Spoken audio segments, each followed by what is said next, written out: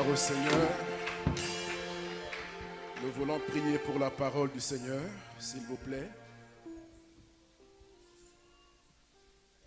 Si vous ne savez pas prier, écoutez et à la fin dites simplement Amen. Seigneur, nous te bénissons cet après-midi pour cette excellente grâce que tu nous fais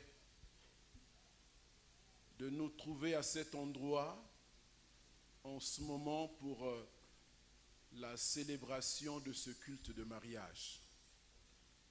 Il t'a plu, Seigneur, de permettre à ces deux enfants de se rencontrer, de s'aimer et de résoudre, de commencer une vie, une aventure ensemble. Tu es au cœur de cette aventure, c'est cela qui explique notre présence ici. C'est pourquoi nous voulons prier que, avant que nous puissions procéder à la bénédiction nuptiale, que ta parole soit enseignée, afin que nous puissions comprendre une des prescriptions du Créateur, de l'auteur du mariage. Bénis ce moment, dispose chacun de nous, et que ton esprit soit au contrôle de toutes choses maintenant. Au nom de Jésus-Christ, nous commandons à tout esprit qui ne confesse pas Jésus de se taire et de prendre la fuite maintenant au nom de Jésus-Christ. Bénis ce moment et dispose les cœurs. Seigneur, peut-être y a-t-il quelqu'un qui se convertira aujourd'hui. Nous bénissons ta présence et nous te disons de tout cœur, merci. Amen. Amen.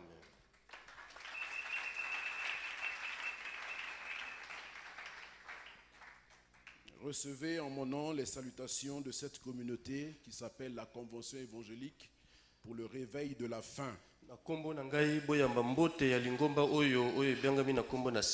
Et je souhaite la bienvenue à ceux qui mettent les pieds pour la première fois dans cet endroit.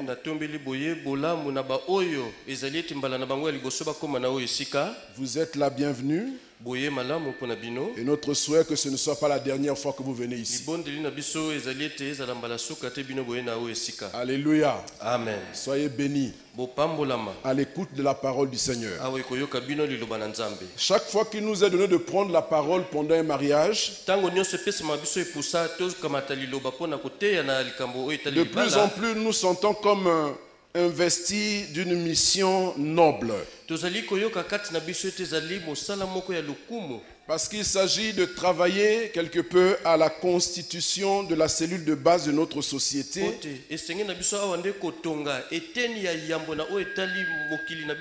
La famille étant la cellule de base. C'est au sortir de nos familles que vont pouvoir se manifester les différentes personnes qui vont agir dans les différentes sphères de notre État.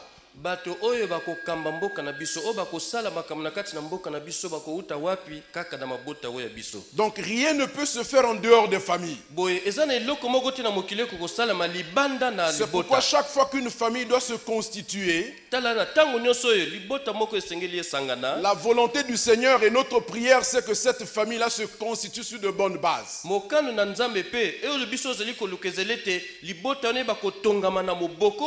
Parce qu'elle va produire sous peu des personnes qui vont agir dans le pays, qui vont agir dans nos quartiers, qui vont agir dans l'église.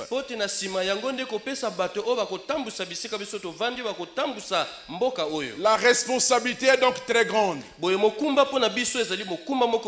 Bénir un mariage, c'est une grosse responsabilité. Alléluia. Amen. Parce qu'au-delà de ce jour, il y a un travail, un suivi qui doit se faire toute la vie pour que ce couple reste stable et puisse générer des espoirs pour notre nation. Parce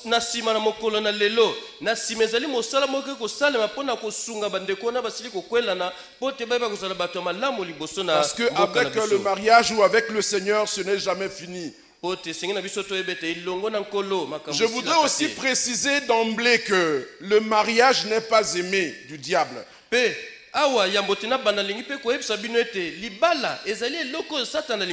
Le diable n'aime pas ça. Il vous souviendra que dans le jardin d'Éden,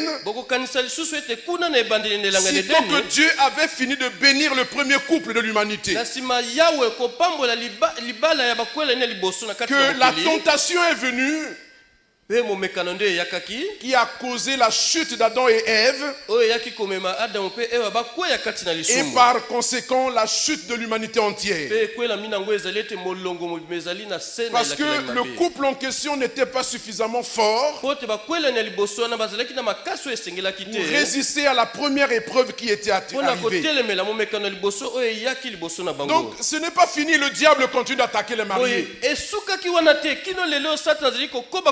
Il les attaque avant le mariage. Il les attaque pendant le mariage. Il les attaque davantage après le mariage. Au moment où ici dans cette communauté nous sommes en train de parler du réveil, l'occasion ne pouvait pas être aussi belle pour rappeler aux époux. Et maintenant que vous vous mariez, il va falloir que vous restiez éveillés. Parce que de même, votre adversaire qui s'appelle le diable dont parle l'apôtre Pierre, il rôde comme un lion rougissant. Il voudra dévorer ce que vous êtes en train de bâtir. Il voudra détruire ce que vous êtes en train de construire. Et l'apôtre Pierre, justement, il donne le conseil suivant de résister au diable avec une foi ferme.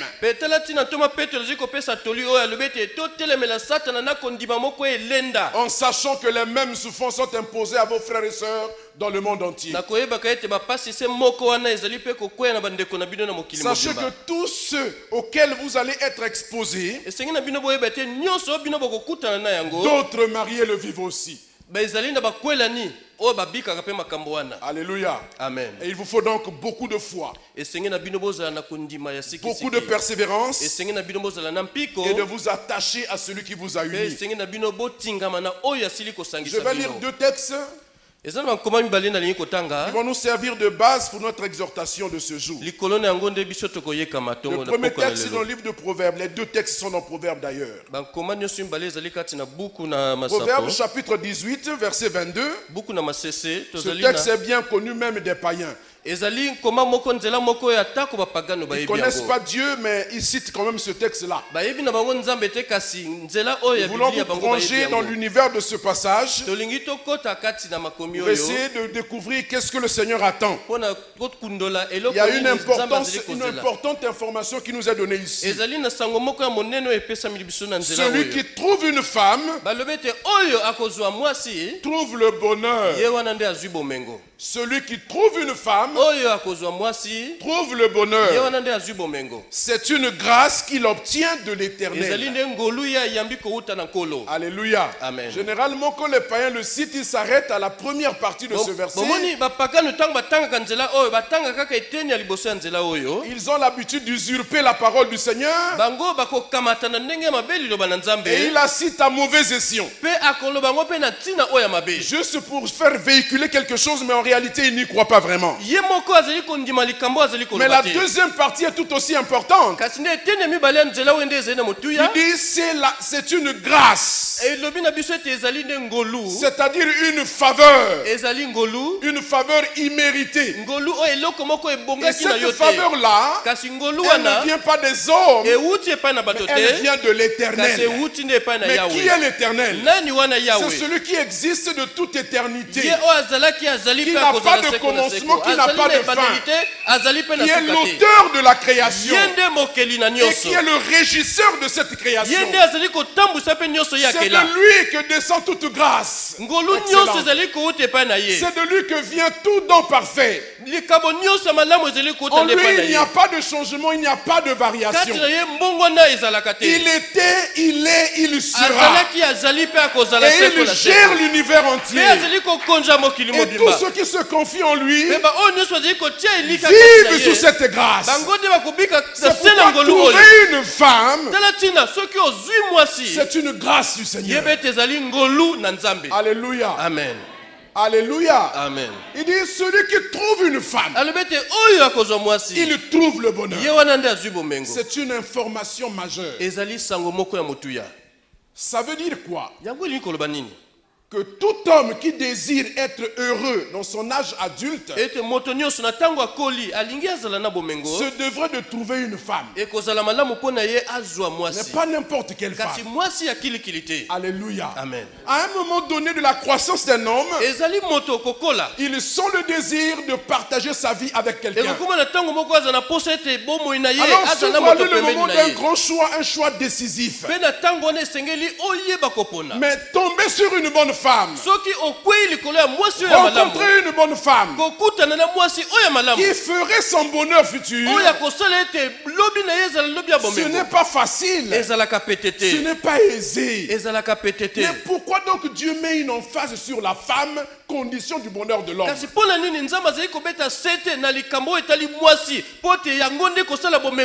Simplement parce que la femme, c'est elle la régisseuse du foyer. C'est elle qui vient asseoir l'homme. C'est elle qui vient valoriser un homme. C'est elle qui vient donner du poids à un homme. C'est celle qui vient faire comprendre à l'homme ses responsabilités. C'est pourquoi toute défaillance de la femme amène la défaillance de toute la société. Je prendrai mon temps pour vous expliquer ce que je suis en train d'avancer. Alléluia. Amen. C'est pourquoi le deuxième texte qui est toujours dans le Proverbe, il nous donne une précision importante sur la qualité de cette femme. Au chapitre suivant 19, le verset, on va lire les versets 13 et 14. Un fils insensé est une calamité pour son père. Je vous fais l'économie de cette partie. Et les querelles d'une femme sont une gouttière sans fin. On peut hériter de ses pères une maison, des richesses, mais une femme intelligente est un don de l'Éternel. Alléluia. Amen. Voyez, Dieu a une suite dans les idées. Quand il parle de trouver une femme, en fait, rapidement au chapitre qui suit, il précise la qualité de cette femme. La femme qui peut procurer le bonheur à un homme qu'il a trouvé est celle qui est intelligente. Et donc cette femme-là, intelligente, c'est le don que Dieu fait à l'homme.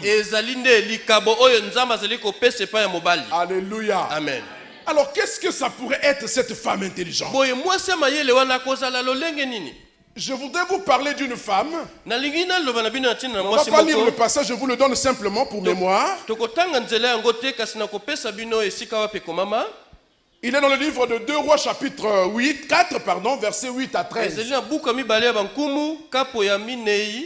C'est une Sunamite, on appelle la Sunamite. C'est une femme distinguée. Une femme intelligente parce qu'elle fait preuve de discernement. Elle fait preuve d'un bon jugement. Elle a un bon jugement au moment opportun. Elle a du bon sens. Elle est remplie de sagesse. Pleine d'intelligence. Parce qu'elle reçoit cela de l'Éternel. N'oubliez pas que le contexte dans lequel nous sommes en train de parler, c'est le contexte juif. Donc nous sommes en Israël, au milieu d'un peuple qui connaît Dieu, un peuple qui a une relation avec Dieu, un peuple qui est instruit dans les voies de Dieu. Ça veut dire que la femme dont on parle ici, c'est celle qui a été moulée dans la parole de Dieu. Celle qui croit, qui espère en Dieu. Celle qui s'attend à Dieu. Elle est sage. Son intelligence reçue de Dieu lui permet de comprendre que elle, en tant que femme, c'est le don de Dieu à l'homme. La Bible dit que la femme, c'est la gloire de l'homme. Elle a été créée pour répondre aux besoins de l'homme. Non déplaise à toutes les philosophies du moment. Non déplaise à toutes les nouveautés du moment. Mais la femme a été créée par Dieu. Si nous repartons dans le jardin d'Éden, nous nous rendrons compte que après que Dieu ait tout créé, il a créé l'homme. Après l'avoir créé, il a instruit. Et pendant que l'homme était en train d'exécuter les instructions de Dieu, Dieu le regarde, il considère son travail et il se dit à lui-même, il n'est pas bon que l'homme soit seul. Je lui ferai une aide semblable à lui. Et ensuite les versets disent, Dieu fit tomber un profond sommeil sur l'homme qui s'endormit. Et il a prélevé une de ses côtes avec laquelle il a fabriqué une femme. Et il a mené auprès de l'homme qui, au sortir de son anesthésie, se rend compte qu'il y avait une créature de rêve à côté de lui. Alors il s'est écrié, voici cette fois celle qui sera l'os de mes os, chair de ma chair. On l'appellera femme. Donc le nom femme n'a pas été donné par Dieu, s'il vous plaît. Il a été donné par celui à qui Dieu fait don de la femme. Je veux dire à quelqu'un qui est dans cette salle, qui est marié, ou qui est sous le point de se marier, même qui n'est pas encore marié parce qu'il ne veut pas se marier. Alléluia. Je veux lui dire ceci, que la femme que vous avez, c'est le don de Dieu pour vous. Et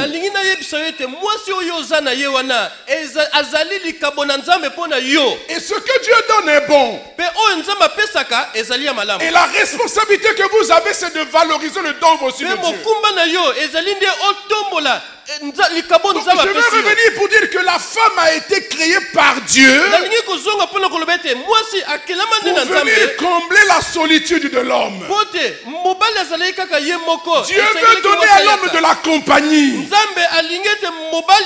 un vis-à-vis, un semblable. Alléluia. Amen. Et vous comprenez que par la suite, Dieu les a bénis et il a dit soyez féconds, multipliez, remplissez la terre et assujettissez-la. Voilà le point de départ des familles de la terre. Voilà le point de départ de l'humanité entière. Ça a commencé par deux personnes, un homme et une femme, que Dieu a unis dans le jardin d'Éden et qu'il a béni avec des missions précises. Alléluia. Amen. Je voudrais dire à toutes les femmes qui sont là, mariées ou potentiellement mariables, sachez que vous avez été créés pour répondre aux besoins d'un homme qui existe. Il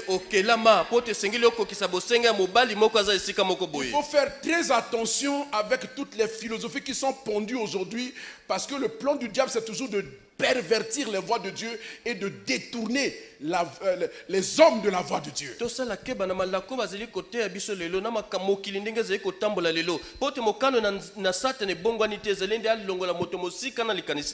revenons à notre Sunamite. Elle était intelligente parce qu'elle tenait bien sa maison. Alléluia. Amen. Parce que c'est elle la maîtresse de maison, elle tenait bien sa maison. Elle avait compris et s'occupait bien de son époux. De sorte que ce dernier lui faisait entièrement confiance. Quand vous lisez ce texte, vous vous rendez compte que c'est elle qui est à la manœuvre, même à l'initiative. Son mari a confiance en elle. Au point qu'elle lui laisse la gestion de toutes choses. J'étais en train de dire dans un mariage que j'ai béni samedi passé, très loin d'ici, j'étais en train de dire que s'il était possible que Dieu récrée et qu'il me demande à moi de Nimbessa quel sexe je voulais porter, je lui dirais, Seigneur, je veux maintenant être une femme. Je vous assure. Quand vous regardez la part belle que Dieu fait à la femme. Mais nous les hommes, nous n'avons pour nous que la sueur. La transpiration, l'épreuve. On doit endurer tout. Et Jésus qui arrive, il met l'emphase, il dit, aimez vos femmes comme moi j'ai aimé l'église. Jusqu'à vous sacrifier pour elle. Mais à la femme, Dieu demande seulement de se soumettre à son mari. C'est-à-dire d'obéir à son mari. Elle aime déjà son mari. Dieu ne lui demande pas d'aimer parce que c'est naturellement qu'elle aime. Mais ce que Dieu lui demande, c'est de se soumettre. Mais il dit de la même manière que tu es soumise au Seigneur, soumets-toi à ton mari. Cette tsunamite avait compris, elle était intelligente. Elle était soumise à son mari. Tellement soumise dans le bon sens du terme que le mari a fini par lui faire totalement confiance. C'est elle qui régente la maison. Alléluia. Amen. Le mari ne vient que constater et apprécier ce que sa femme fait. Parce qu'elle le fait bien. Alléluia. Amen. Une femme intelligente, son mari a confiance en elle. Vous savez, les hommes que nous sommes n'aimons jamais nous embarrasser de beaucoup de choses. Les femmes sont spécialistes des détails, elles gèrent bien. Cette femme-là savait parler à son mari. Et elle savait obtenir ce qu'elle voulait. Elle savait parler au cœur de son mari. Alléluia. Amen. Alléluia. Amen. L'homme même le plus coriace qui soit. Mais si vous savez parler à son cœur, les gens vous diront que vous l'avez envoûté. Alléluia. Amen. Alléluia. Amen. Vous savez, regardez, au-delà de la force apparente que nous avons, en réalité, les hommes sont d'une faiblesse extraordinaire. Si tu sais seulement le gérer, si tu sais seulement l'amadouer, tu vas l'avoir dans ta main. Alléluia. Amen. Elle savait obtenir ce qu'elle voulait. Elle savait aussi attirer la présence de Dieu dans sa maison.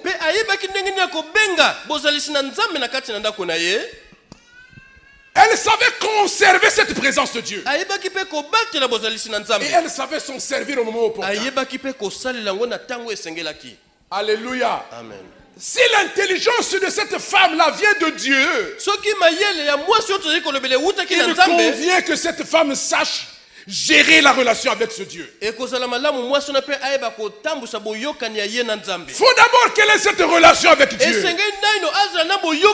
Parce que le Saint-Esprit va commencer à déposer dans son cœur des valeurs, des vertus que les autres femmes n'auront pas.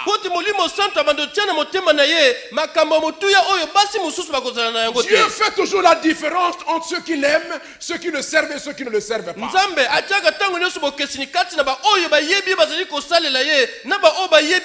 Sans Dieu, une femme peut être intelligente, mais à la manière des hommes. Mais celle qui connaît le Seigneur, celle qui craint le Seigneur, celle-là va être différente. Parce qu'elle a un esprit supérieur au même.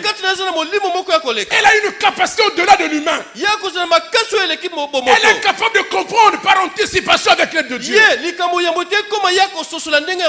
saura mettre le bémol là où il faut.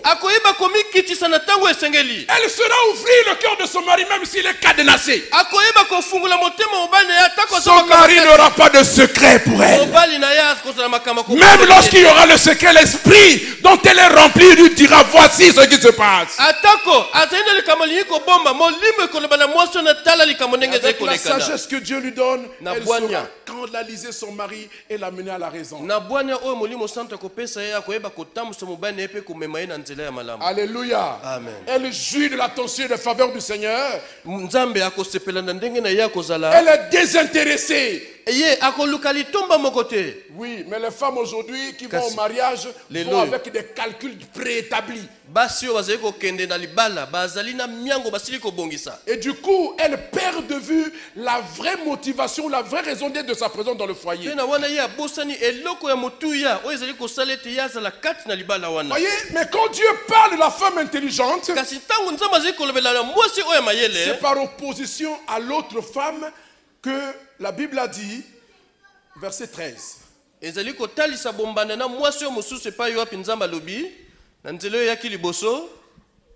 La femme querelleuse. Vous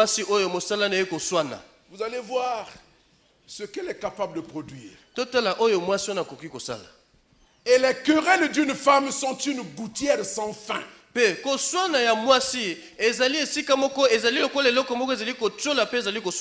Une autre version a dit, une femme querelleuse est comme une gouttière sans fin. Alléluia. Amen. À l'opposé de la femme intelligente dont Dieu parle ici, il y a une femme qui est querelleuse. C'est-à-dire qui cherche les querelles à tout bout de champ. Et quand elle est qualifiée par Dieu comme ça, Dieu ajoute un autre qualificatif, il dit comme une gouttière sans fin. C'est-à-dire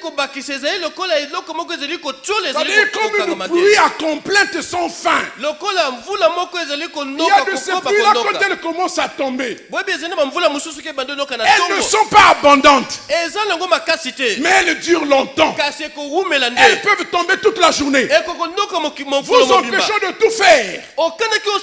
C'est le cas de cette femme-là. Elle se lève le matin, elle commence à quereller son mari sur toutes les choses. Elle est impatiente. Regardez ce que dit le proverbe. Nous avons affaire à des proverbes aujourd'hui. Proverbe 14, verset 1. Proverbe 14, verset 1 dit, on devait connaître ça. La femme sage bâtit sa maison. La femme sage bâtit sa maison. Et la femme insensée, c'est-à-dire qui manque d'intelligence, elle la renverse de ses propres mains. Est-ce que vous m'entendez? La femme insensée, la femme sans intelligence, la femme stupide, elle la renverse de ses propres mains. Ce n'est pas quelqu'un d'extérieur qui vient renverser sa maison pour qu'elle soit ne serait-ce qu'à la défensive, mais c'est elle-même. Il n'y a pas plus grave catastrophe que la femme qui par elle-même détruit sa propre maison. Que les dégâts viennent de l'extérieur, vous pourrez les réparer. Mais quand c'est vous-même qui détruisez ce que vous avez bâti des années durant avec épreuve, avec souffrance, c'est ce que Dieu appelle la femme insensée. Pourquoi je parle seulement de la femme? Parce que c'est elle le creuset de la famille. C'est elle l'éducatrice, c'est elle la conservatrice des valeurs. D'ailleurs, le monde même dit qu'éduquer une femme, c'est éduquer toute la société. Donc la clé du bonheur de l'homme réside entre les mains de la femme qu'il trouve. Mais faut-il encore la trouver avec l'aide de Dieu? Quel soit le temps de Dieu pour vous. C'est pourquoi au moment de choix, il faut s'arrêter à un moment de dire quelle femme je veux. Et de dire Dieu, Seigneur, donne-moi la bonne femme. Donne-moi la femme intelligente. Il n'y a pas plus catastrophique dans la vie d'un jeune garçon que de tomber entre les mains d'une mauvaise femme. Elle est capable de tout bouleverser dans ta vie. Alléluia. La femme sans intelligence, elle renverse sa maison de ses propres mains. Elle est irrespectueuse, désordonnée. Elle est querelleuse, insolente, insoumise, arrogante, pleine d'orgueil, mal éduquée, mal instruite. On a l'impression qu'elle ne sort même pas d'une famille. C'est une catastrophe pour le jeune garçon. Alléluia. Amen. Vous imaginez une telle femme, même si on lui donne des postes de responsabilité, elle va reproduire ce qu'elle fait à la maison. Et si elle est placée en position d'autorité dans un endroit, elle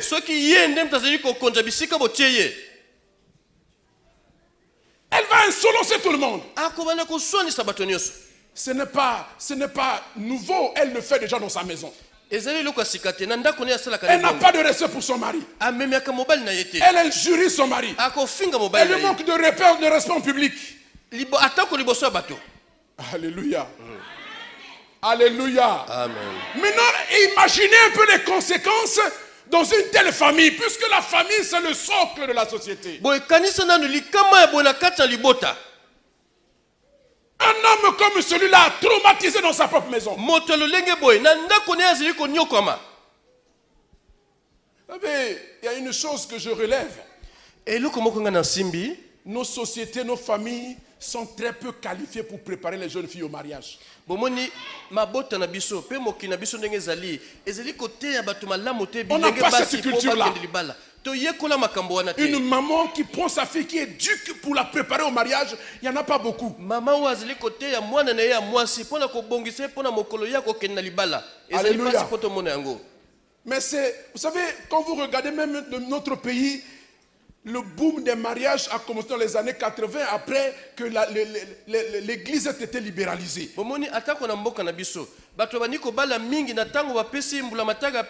sont les chrétiens qui ont commencé à prendre d'assaut nos mairies. Et les usages qui sont dans l'église ont commencé même à se reproduire à la mairie. Les usages. Même dans nos dots, maintenant, on commence de plus en plus à impliquer Dieu. Doucement, mais sûrement, l'église est en train de influencer notre société. À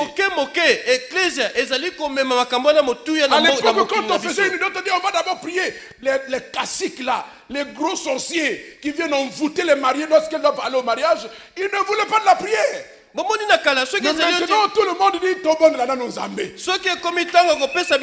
parce que nous reconnaissons maintenant qu'on doit rendre à César ce qui est à César, à Dieu ce qui est à Dieu.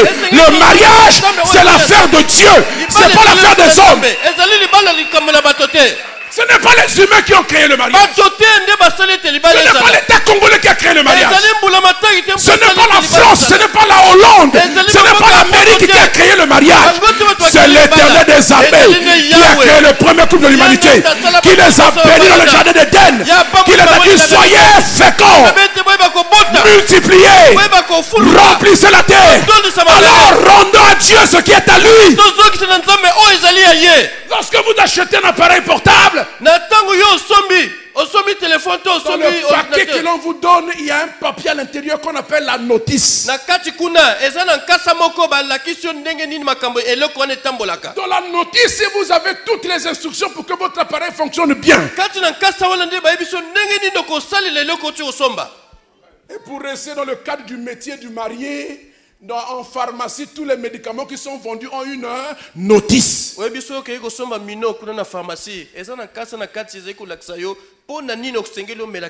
te donne les proportions dans lesquelles tu dois prendre le médicament. En cas de surdosage, on te dit comment tu dois faire. Alléluia. Amen. Si nous comprenons ça dans les affaires des hommes, pourquoi ne voudrions-nous pas les comprendre dans les affaires qui concernent Dieu comme le mariage?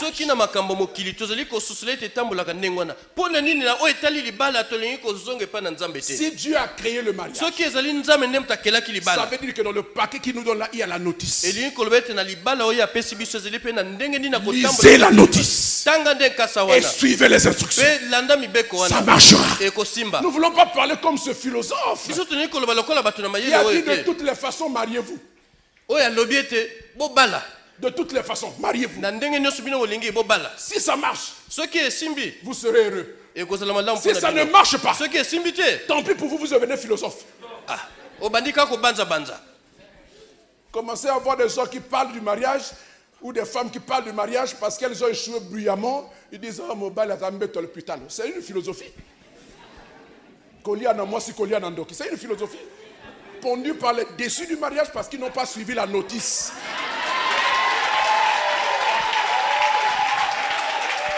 Alléluia. Amen. Une femme sans intelligence, c'est une gangrène pour sa maison, pour son quartier, pour la ville dans laquelle elle habite, pour l'église et pour la nation. Imaginez un homme maltraité, injurié, humilié. Que quelqu'un que vous ne connaissez pas vous injurie, regarde sa longue tête, ça vous passe, on s'en fout, c'est ma tête à moi.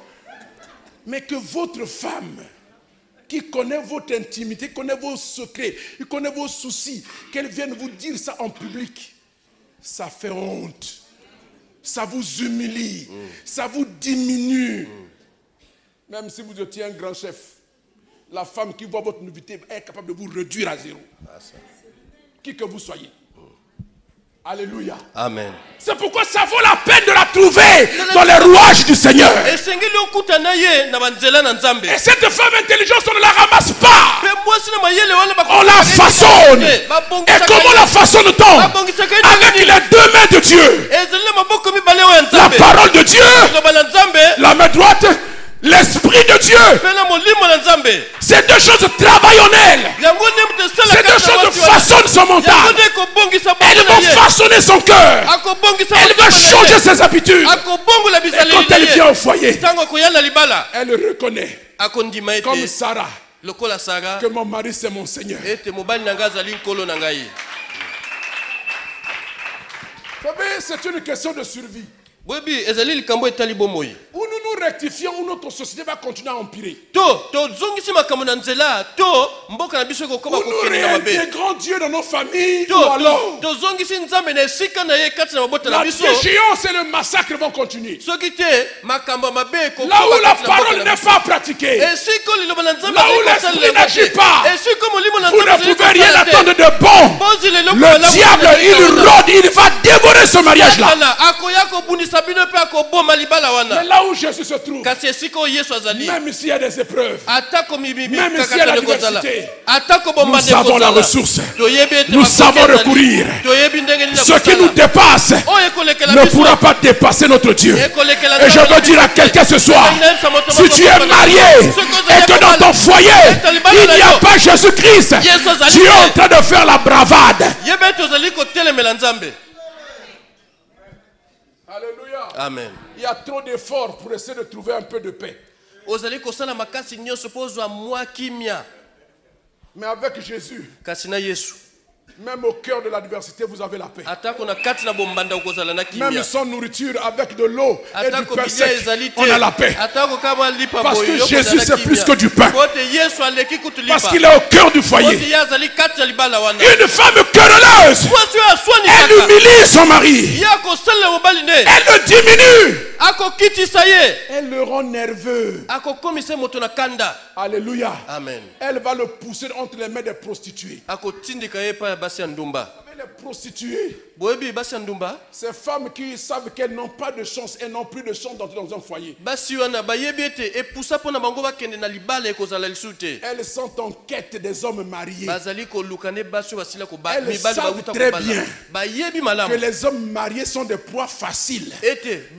Parce que souvent, les femmes congolaises ne savent pas gérer leur mari. Au moment où le mari va au travail, elle ne veille pas à remplir l'estomac de son mari avant qu'il ne parte. Elle ne choisit pas la tenue qu'elle voudrait que son mari porte. Parce que ton homme doit s'habiller à ton goût. Ta femme doit t'habiller à ton goût. Il y a quelque chose qui ne va pas. Quand la femme ou l'homme commence à s'habiller à son propre goût, il y a un problème. Tu t'habilles à ton goût pour plaire à qui? Tu n'as plus le droit de plaire à un autre homme. Tu n'as plus le droit de plaire à une autre femme. Donc la femme à qui tu dois plaire, c'est ta femme. Si elle n'aime pas cette chemise-là, ne la porte pas. Si ton mari n'aime pas cette robe, il dit je n'aime pas les trous de côté, madame, soumets-toi, abandonne-la. Tu t'habilles au goût de qui?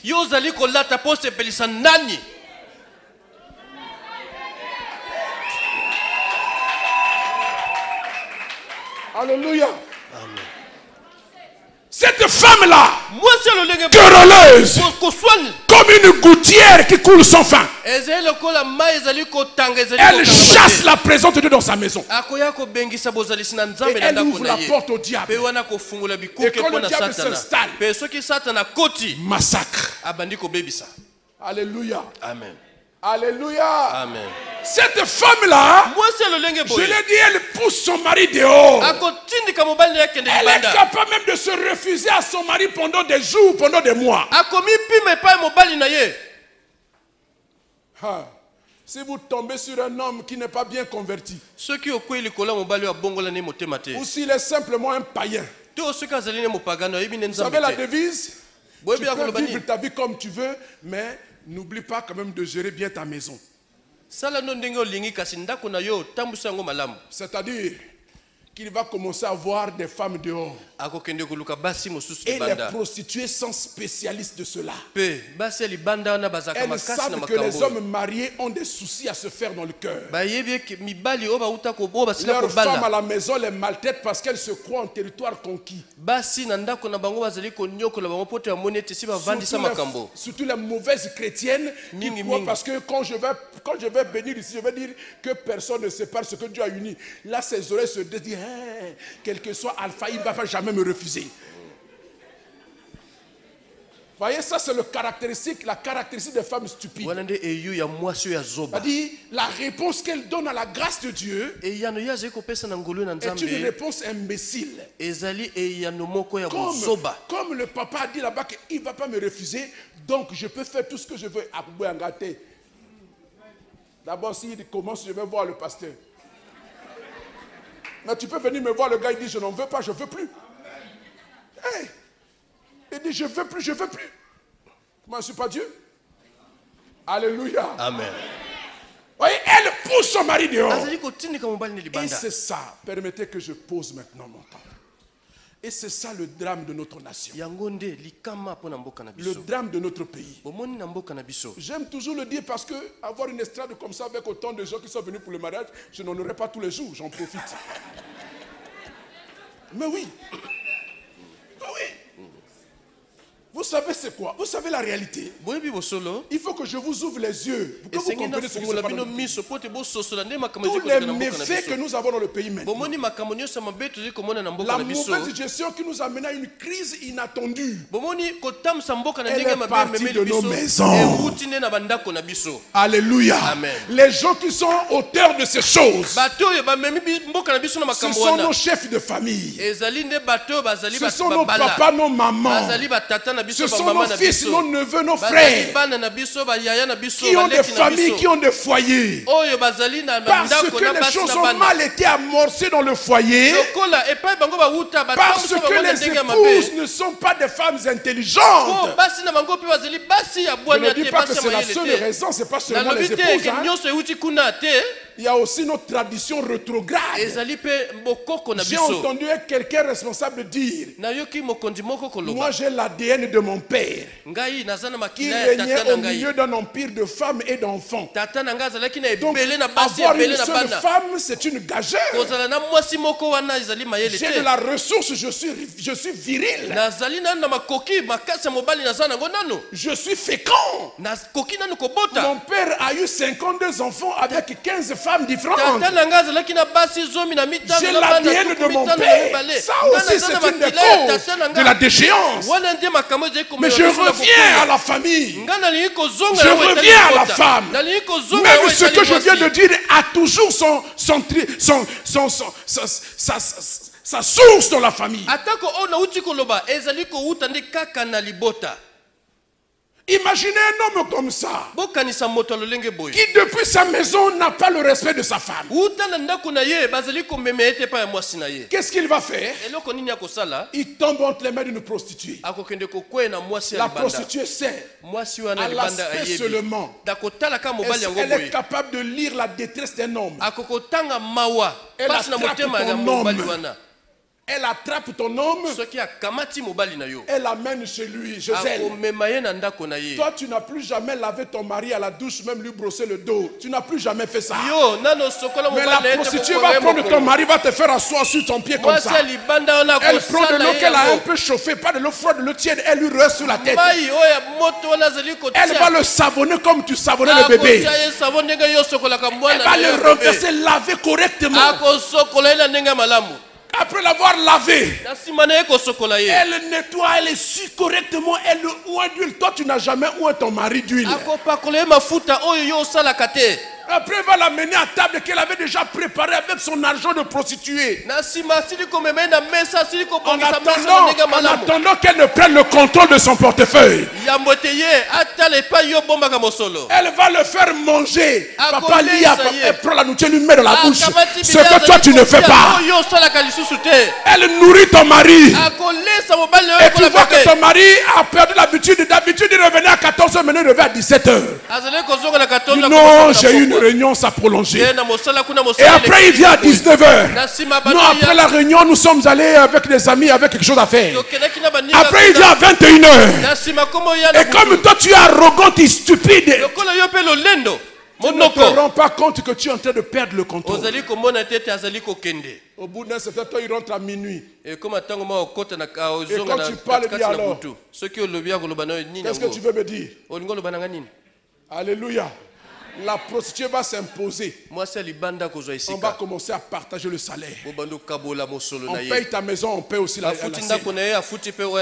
Et comme si cela ne suffisait pas, elle lui bombarde un peu mes bébés. Et puis un deuxième. Et un troisième. Le salaire est partagé de moitié. Maintenant, imaginez que cet homme-là, il a un poste de responsabilité. Et qu'il a la signature. Il est ministre ou qu'il est quoi, tout ce que vous savez. Qu'est-ce qu'il va commencer à faire? Son salaire va se révéler insuffisant à gérer cette deuxième maison. Il y en a qui poussent l'audace de avoir une troisième, une quatrième, une cinquième maison. Et vous savez que les femmes du dehors, les nouvelles arrivées là, elles sont d'une voracité maladive.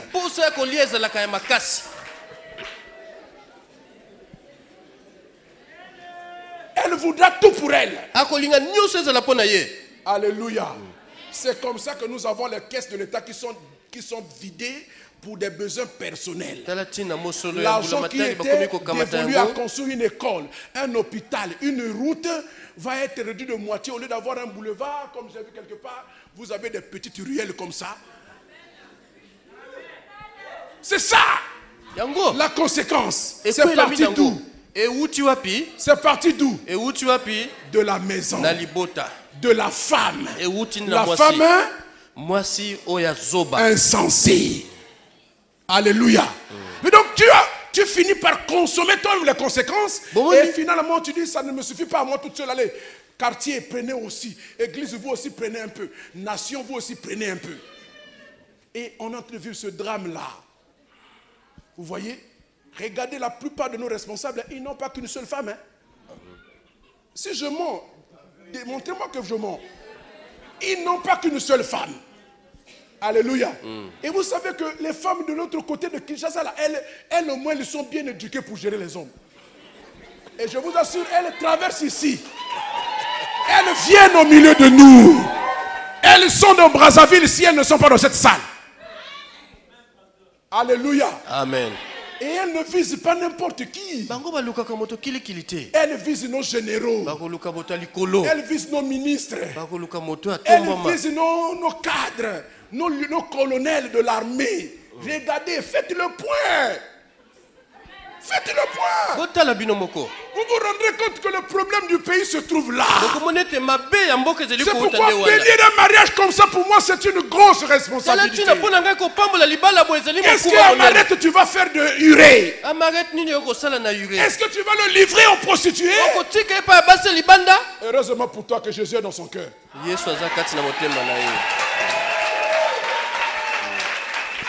Alléluia. Amen. Le diable n'aime pas le mariage. Vous devez le savoir. Et ne lui donnez pas de prétexte. Par votre inconduite, la femme est le soubassement de la maison. C'est elle qui tient la maison. Soyez sages et vous réussirez. Et vous donnerez à l'État congolais des hommes de valeur. Alléluia. Amen. Moi j'ai un de mes fils qui a été nommé là-bas à la scolarité de l'université. Il va faire des émules. Parce que depuis chez lui, il est bien fondé. Félicitations. Il faut continuer comme ça. Ah oui. Il faut continuer comme ça. Mon boulouté, mais. Ah, m'arrête. Mon boulouté. Alléluia. Ce pays-là a besoin maintenant des hommes de valeur pour le gérer. On ne peut pas continuer comme ça. L'avenir de nos enfants est hypothéqué. Il faut des hommes qui ont des valeurs divines, qui ont le cœur de Dieu. Mais ces hommes-là, depuis leur maison, doivent être soutenus par des femmes sages, des femmes intelligentes. Vous entendez? Sinon, c'est la catastrophe qui vient. Je vous assure, je ne veux pas être un prophète de malheur. Si nous ne rectifions pas le tir, mes chères femmes, si vous ne tenez pas bien vos foyers, les Rwandais vont commenter ce pays. Avant, c'était les Africains de l'Ouest. Hein? Mais eux, ils venaient, ils pillaient pour aller construire chez eux. Mais les Rwandais, ils ne viennent pas pour prier, amener chez eux. Ils viennent pour s'installer. Ça, je vous dis, hein, vérifiez ça, vous allez me donner raison. Ils viennent pour s'installer. Et ils le font bien. Ils s'installent bien. Allez-y partout, allez-y à Texaco, vous verrez qu'il n'y a plus de Libanais là-bas. Les Rwandais ont tout pris, les commerces. Hein? Je ne parle pas comme ça pour stigmatiser quelqu'un. C'est simplement pour réveiller, pour dire nous avons un problème au Congo. Et ce problème part depuis nos maisons. Amen. C'est pourquoi madame Ngoliele, vous avez une grosse responsabilité de vous occuper de cet homme. De lui donner de bons conseils. Attention au conseil du lit. Mais nous, on a vécu dans un environnement, on a travaillé dans un environnement où vous avez décidé, vous prenez une décision, on dit bon, on va faire ça demain, on fait ceci. Quand on part à la maison, le conseil du lit, un mauvais conseil. Ah non, il ne faut pas faire comme ça. Non, si tu fais ça, comme chaque femme tient son mari, hein, tenez-vous bien. S'il n'a pas du cran, hein, s'il n'a pas du cran Si on le tient, on sait par où le manipuler pour le faire taire ou pour le faire plier. Vous arrivez le matin, non les gars, les dispositions ont changé. Mais qu'est-ce qui s'est passé? Mais moi je me retourne, je regarde l'autre collègue. Vous avez une autre réunion après? Mais c'est seulement ce qu'on a fait hier. Pourquoi ça change? Qu'est-ce qui s'est passé? Le conseil du lit. Un mauvais conseil. Ma fille, sois une bonne conseillère pour ton mari. Amen. Quand il voudra prendre une mauvaise décision, tu dis non, pas comme ça, papa. Regarde, la Bible dit ça. Même quand il est fatigué, tu veux faire ça. Non. Alléluia. Alléluia. Amen. Le mal vient de nos maisons. Parce qu'il n'y a pas de femme intelligente. Puissent nos femmes être intelligentes. C'est notre prière ce soir. Alléluia. Amen. Là où tu es venu au mariage. Peut-être à côté de ton mari ou pas. Mais tu sais que tu n'es pas une bonne femme. Ton mari se plaint. Il gémit, il pleure. Il a des problèmes avec sa famille à cause de toi. Il n'a même plus d'amis à cause de toi. Tu règnes en maîtresse comme Margaret Thatcher. Alléluia. Amen. Alléluia. Amen. Mais Dieu est capable de te changer. Jésus est capable de te donner une intelligence, une sagesse nouvelle. Pour que tu sois une vraie bénédiction pour ton mari. Pour que tu sois un don pour ton mari. Alléluia. Amen. Que Dieu te bénisse, je voudrais prier pour toi. Je voudrais aussi prier pour tous les hommes qui sont victimes de leurs femmes et qui se retrouvent être des mauvais gestionnaires des deniers de l'État.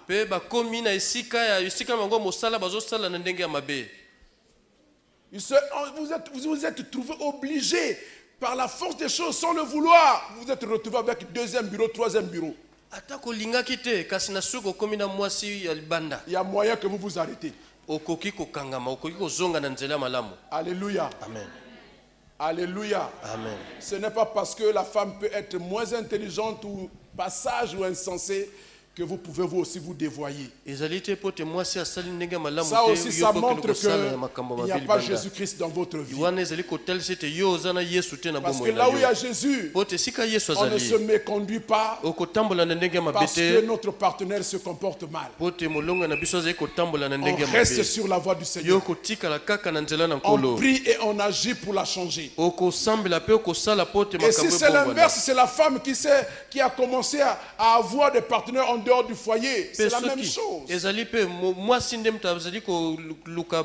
voudrais prier avant de pouvoir remettre la parole au modérateur.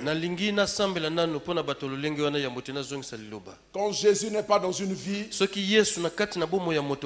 on ne peut rien attendre de bon. On peut faire des efforts humains, mais à terme ils se révéleront insuffisants. Des deux choses l'une. Ou on arrête de vivre dans ce foyer, ou on vit dans ce foyer mais de façon résignée.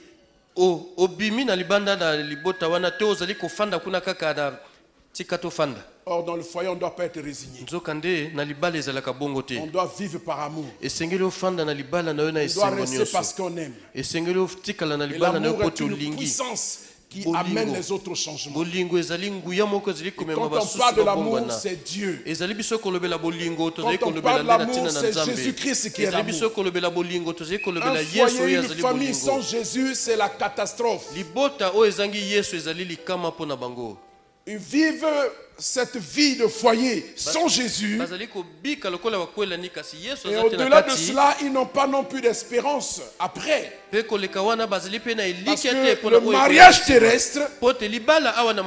le mariage terrestre, préfigure un meilleur mariage qui vient. L'union de l'Église avec son Seigneur. Et ça, c'est le but ultime du mariage.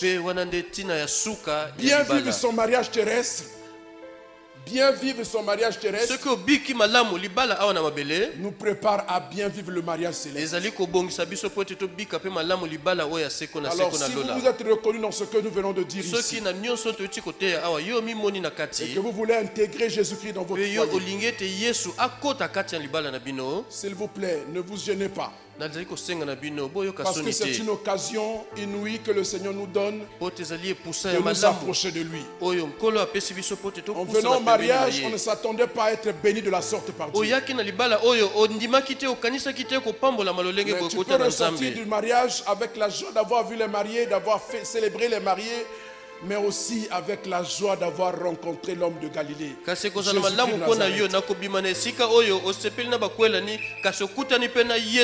Et ce sera le plus beau cadeau que les mariés vous feraient. Si vous êtes là et que vous ne connaissez pas Jésus, vous êtes marié ou pas marié, mais Jésus n'est pas dans votre vie. Vous êtes marié, mais Jésus n'est pas dans votre foyer. Ou Jésus était dans votre foyer, mais il vous a tourné le dos parce que vous n'arrivez pas à bien le gérer. Je voudrais vous donner l'occasion de le recevoir et de l'accepter dans votre vie. Si vous le voulez bien. Est-ce qu'il y a quelqu'un qui veut donner sa vie à Jésus? Est-ce qu'il y a une femme qui veut donner sa vie à Jésus? Est-ce qu'il y a un homme qui veut donner sa vie à Jésus? Merci, maman. Vous pouvez vous lever à votre place, s'il vous plaît. Merci, venez ici. Vous êtes précieux au nom du Seigneur. Est-ce qu'il y a quelqu'un qui veut donner sa vie à Jésus? Sans Jésus, la vie n'a pas de sens. Sans Jésus, le foyer va à son lot. Sans Jésus, il n'y a pas de joie, il n'y a pas de paix. Sans Jésus, il n'y a pas de bonheur. C'est lui le faiseur de bonheur. C'est lui le troisième fil. C'est lui qui vient donner de la saveur à notre foyer, à notre vie. Vous savez, la vie est précaire. Nous ne savons pas de quoi sera fait demain. Peut-être qu'au sortir d'ici, une calamité peut arriver. Mais vous avez eu l'occasion de donner votre vie à Jésus. Alors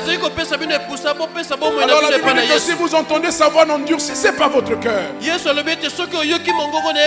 le moment où jamais je vous attends. Venez donner votre vie à Jésus. Venez recevoir Jésus-Christ. Et votre foyer ne s'en trouvera que mieux. Et votre vie ne s'en trouvera que mieux. Que Dieu vous bénisse. Est-ce qu'on peut acclamer encore pour ses frères?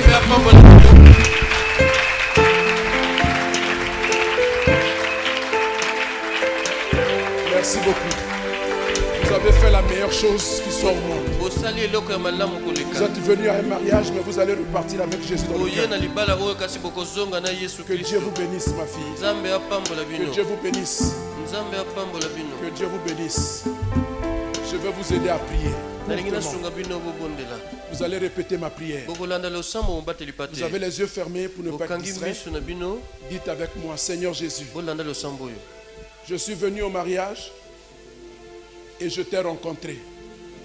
Merci de t'être révélé à moi, de m'avoir parlé. Pardonne-moi pour tout ce que j'ai entendu, que j'ai fait moi-même. Je me suis reconnu dans cela. C'est pourquoi je me suis levé et je te demande pardon. Lave-moi, purifie mon cœur, change-moi.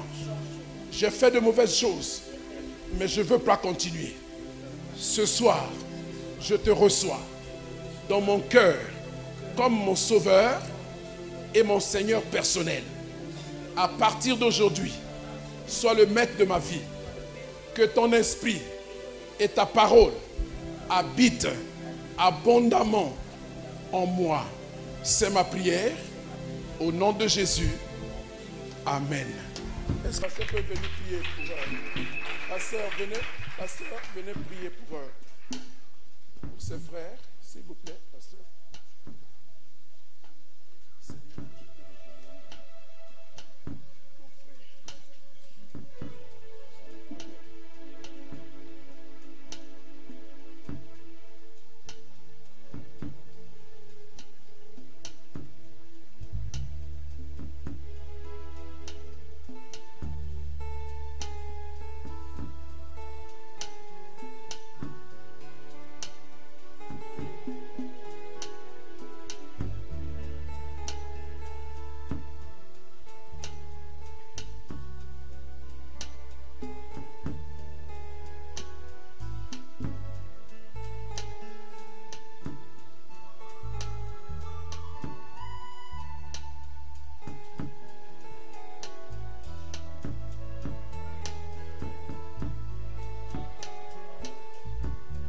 que les pasteurs sont en train de prier pour eux, je voudrais prier pour le reste. Si vous êtes là avec votre femme ou votre mari, prenez-le par la main, je vais prier parce que le diable n'aime pas ce que vous avez fait. Il ne veut pas vous voir unis, il ne veut pas vous voir réussir. Il veut que vous puissiez sombrer dans votre entreprise du mariage. Et être entouré par la prière du Seigneur, entouré de la grâce de Dieu, c'est une bonne chose. Prenez votre femme par la main. Et si vous êtes seul à cet endroit, sans votre mari, sans votre femme, mettez votre main sur votre cœur. S'il vous plaît. Nous allons prier. Mettez votre main sur votre cœur et nous allons prier. Si vous êtes sans votre femme ici, votre mari, Seigneur, ta parole est la vérité. Tu la donnes pour qu'elle nous guérisse. Je crois que ta parole aujourd'hui a guéri quelqu'un ou est en train de guérir un couple, un foyer. Merci d'aider là où, Seigneur, la discorde, là où le manque d'amour, le manque de paix est en train de fossoyer, Seigneur, le foyer, le couple. Je me lève contre cette initiative du diable qui veut détruire. Je me lève contre l'œuvre de l'ennemi et je l'arrête au nom de Jésus-Christ. Seigneur, merci de déposer ta grâce, de répandre ton esprit, afin que, Seigneur, un amour nouveau, un intérêt nouveau, une attention nouvelle envers le partenaire soit vécu maintenant et déposé dans le cœur. Qu'au sortir d'ici, plus rien ne soit comme avant.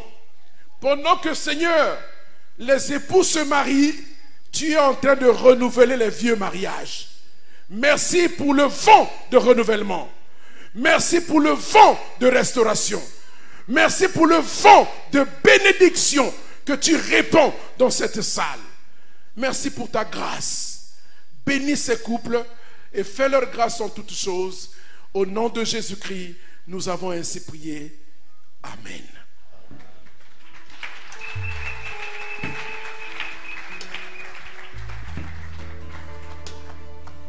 Alors je voudrais dire à tous ceux qui étaient là, tous les bien-aimés qui sont venus, qui ont reçu ces papiers, à la fin, ou bien suivez nos conseillers, ils vont vous aider un moment, s'il vous plaît. Suivez le conseiller. Que le Seigneur nous bénisse. Est-ce qu'on peut acclamer le Seigneur?